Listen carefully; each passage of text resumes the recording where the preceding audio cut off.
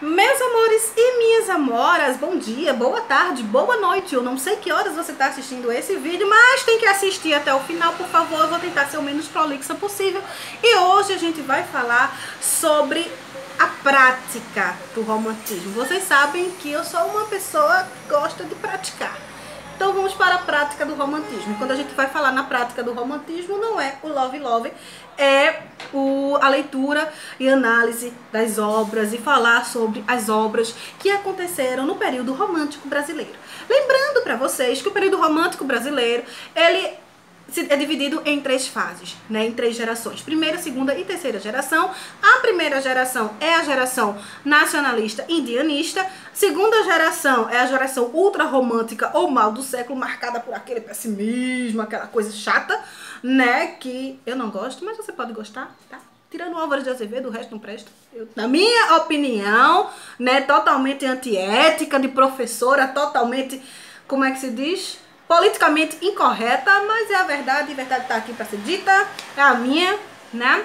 E a gente tem a terceira geração, que é uma geração que surge contra a primeira geração, porque a primeira geração romântica brasileira, ela cultiva o índio e esquece que existe um povo que foi muito importante para a formação da nossa nação, que é o nosso querido negro, né? E essa terceira geração é a geração condoreira, a geração que preza a liberdade, em que poetas negros começam a escrever e a falar sobre a sua condição também, tá? Nessa perspectiva, né, de romantismo, a primeira geração acontece logo no início do romantismo, com a independência do Brasil, e a gente sabe que a literatura brasileira, se não souber, tá sabendo agora, a literatura brasileira, ela se forma junto com a pátria. Não existe formação, não existe pátria que surja antes de uma literatura. A literatura, ela está intrínseca com a pátria. É por isso que a gente diz que a literatura, ela conta a história de uma forma muito mais prazerosa. Os professores de história, que me desculpem, mas a verdade, a minha verdade é essa. Vamos lá. Então, essa primeira geração romântica, a geração nacionalista, indianista, é uma geração que busca uma identidade nacional. Hoje a gente sabe que não existe essa identidade nacional, que o Brasil é um país formado por identidades, né? E a gente tem o negro, a gente tem o negro brasileiro, o negro que veio do Brasil nessa época. A gente tem ingleses que vêm para o Brasil nessa época. A gente tem portugueses que vêm para o Brasil nessa época. A gente tem holandeses que vêm para o Brasil, que estão no Brasil, né, que foram expulsos, mas ainda tem resquícios. Então, o Brasil, ele é muito miscigenado. Ele é uma mistura de raças, né? Então, é uma tentativa meio frustrada, essa tentativa de querer trazer um herói nacional, uma identidade única para o Brasil. Mas é uma primeira tentativa de trazer uma identidade nacional dentro da história, da historiografia da nossa literatura. É no romantismo. Por isso que o romantismo, ele é tão importante. Porque a literatura, ela não é mais uma literatura importada.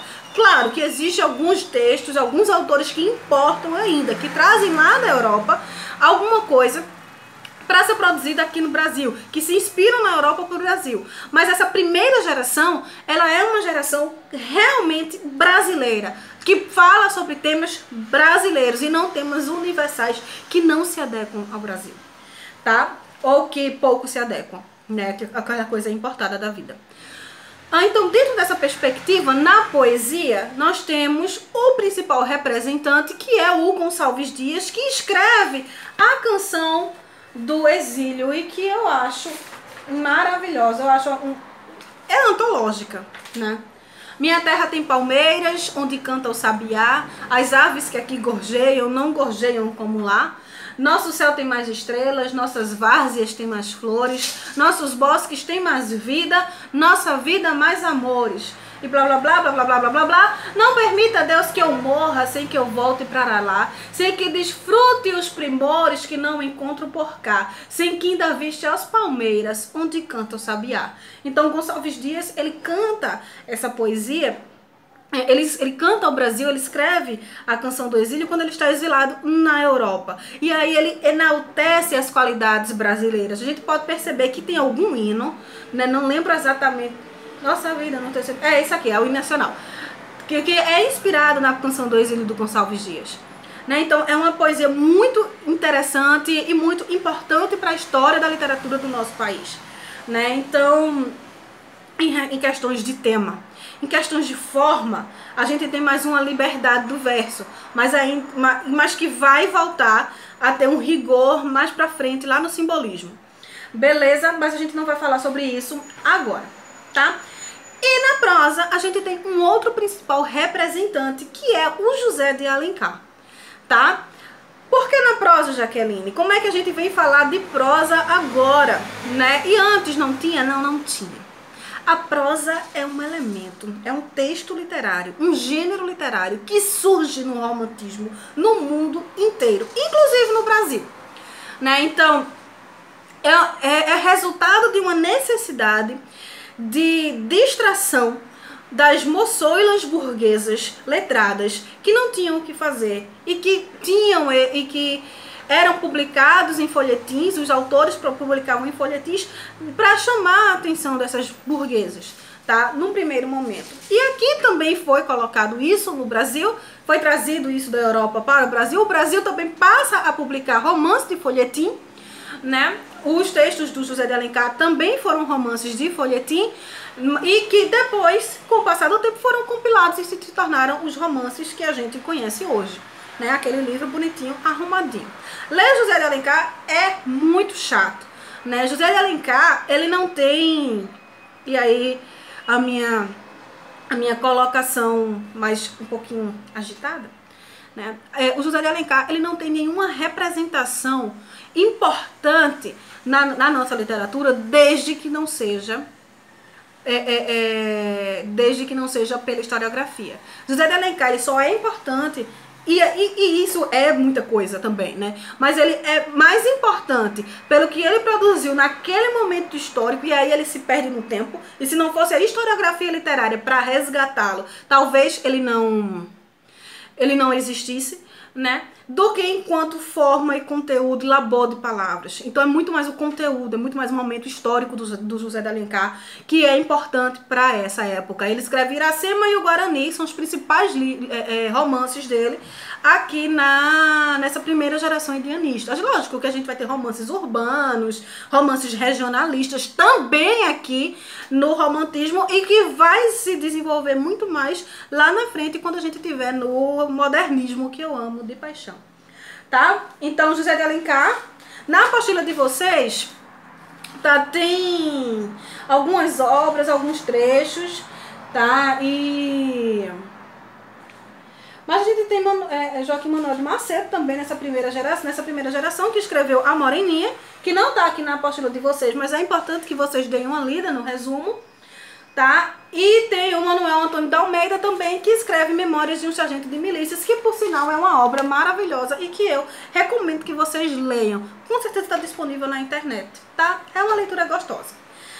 Beleza? Então leiam essas obras. Se não dá pra ler, leia o resumo. Mas qual é a principal característica da primeira geração romântica? Essa busca pelo indianismo, a busca por uma identidade nacional frustrada. Né? Lógico que não vai aparecer isso na sua prova do Enem, mas é importante que você saiba que essa identidade nacional é frustrada porque eles colocam o índio como herói nacional, quando na verdade o índio não é herói nacional nenhum. O índio foi combatido, o índio tentaram fazer a dizimação das raças indígenas, né? O índio, ele foi torturado, ele foi assassinado, ele foi colocado escravizado, né? Então, de herói nacional, o índio não tem nada, pelo conceito de herói, né?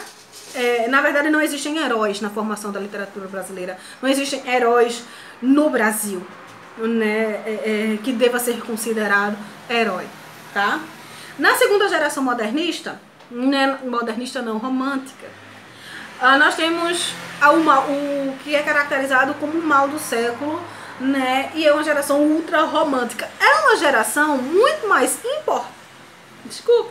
muito mais importada do que propriamente brasileira, né? São aqueles homens que morrem de amor, que idealizam aquela mulher amada. Ai, meu Deus, eu não vou encontrar fulana e fulana. Eu vou morrer, né? Conversa pra boi dormir. Quem acredita? Né? Só na literatura mesmo, na segunda geração romântica brasileira, porque eu não acredito mais em romantismo, mas isso não vem ao caso. Né? Dentre eles a gente tem Álvares de Azevedo, e existe uma poesia linda, maravilhosa, que eu amo de paixão, que é Os Meus 8 Anos, que está nas Liras dos 20 Anos, de Álvares de Azevedo. Também tem disponível na internet e eu vou ler um trecho para vocês, tá? Oh, que saudades que tenho da aurora da minha vida, da minha infância querida, que os anos não trazem mais. Que amor, que sonhos, que flores, naquelas tardes fagueiras, as sombras das bananeiras debaixo dos laranjais. Como são belos os dias do despertar da existência. Respira a alma inocência como perfume a flor. O mar é lago sereno. O céu, um manto azulado. O mundo, um sonho dourado. A vida, um hino de amor. Mas isso é Casimiro de Abreu. Álvares de Azevedo. Eu errei. Álvares de Azevedo, ele escreve Lira dos 20 anos e não Meus 8 Anos. Beleza. Álvares de Azevedo, Lira dos 20 anos. Né? Ele conta da história do... Ele fala sobre a mulher amada, que ele tá morrendo no leito dele tuberculoso, né? E aí tem a última estrofe que é maravilhosa, né? Descansem no meu leito solitário, na floresta dos homens esquecida, sombra de uma cruz, e escrevam nela. Foi poeta, sonhou e amou na vida. É linda. Lira dos 20 anos, né? Aí eu não sei exatamente qual a poesia, mas aí vocês fazem um print aí, copiam, transcrevem o que eu falei e vocês vão achar na internet. Eu acho linda essa de Álvares de Azevedo. E essa Lira dos 8 Anos é de Casimiro de Abreu, que eu me confundi. Sou humana, me confundo, não tem problema nenhum. Recuperei meu erro agora, tá? Então, o que caracteriza essa segunda geração romântica é justamente esse romantismo exacerbado, esse amor devoto, essa coisa que não existe, né? Mas que meio que contaminou os autores da época. E aí a gente tem a terceira geração romântica brasileira, né, que é a geração condoreira, que é uma geração que surge contra, ou pelo menos em contestação, a primeira geração romântica brasileira, que é o indianismo. Porque existe um povo que foi muito importante para a formação da nossa literatura e do nosso povo, né, e que foi desconsiderado na primeira geração. Olha o preconceito aí, né? Não vamos romantizar as coisas, porque na verdade de romantismo não tem nada romantizado. Tem muito preconceito em formação de literatura, em exaltação de heróis nacionais e tudo mais, mas esquecem do negro. E que o negro é extremamente importante tanto para a formação da nossa literatura, Machado de Assis era negro, né? Quanto para a formação da nossa história, do nosso povo, das nossas identidades nacionais. Beleza? E aí a gente tem como principal representante da geração condoreira no Brasil o Castro Alves, que era negro em si. E que a poesia dele é totalmente voltada, claro, boa parte da poesia. Ele tem poesias eróticas que são lindas, tá? E aí vocês podem ver, é permitido para menores, né? As poesias eróticas de Castro Alves são maravilhosas. Ele tem poesias líricas, né, de amor e tudo mais, mas ele tem uma poesia de contestação, tá? Eu não sei se tem aqui na apostila de vocês, não tem, mas tem uma poesia de Castro Alves que é A Lembrança de Morrer, que diz: quando em meu peito não, Lembrança de Morrer não. Lembrança de Morrer é de Álvares de Azevedo. Mas tem uma de Castro Alves que eu já estou confundindo tudo. Eu não vou mais editar esse vídeo, quer dizer, eu posso editar. Eu não vou mais fazer outro vídeo, porque já é o 10º vídeo que eu estou fazendo, tá? Então, tem uma poesia do Castro Alves que diz... se alguma tem a poesia toda aí. Se alguma pena causa ainda tua chaga, apedreja essa mão vil que te afaga, escarra na boca de quem te vê, beija. Que é uma poesia muito sentimental dele, mas apresenta a cosmovisão dele. Ele era um negro, as pessoas passavam a perna, as pessoas não consideravam, tá? Então esses são os principais poetas e prosadores, né, da literatura romântica brasileira. O Machado de Assis, ele começa no romantismo, né, mas a gente vai estudar ele propriamente no realismo, né, e a gente vai questionar várias outras coisas. Dica de leitura, para que a gente entenda o romantismo sob uma perspectiva diferente, um momento histórico. Um defeito de cor, da Ana Maria Gonçalves. É um catatal de 1000 páginas, mas de leitura muito boa, tá? Que vai contar para você a história, mas sobre o ponto de vista do negro. Eu acho muito importante que seja tratado isso, que vocês leiam isso, né? Não tem disponível em PDF, mas você encontra em qualquer livraria, na Amazon, na estante virtual e por aí vai.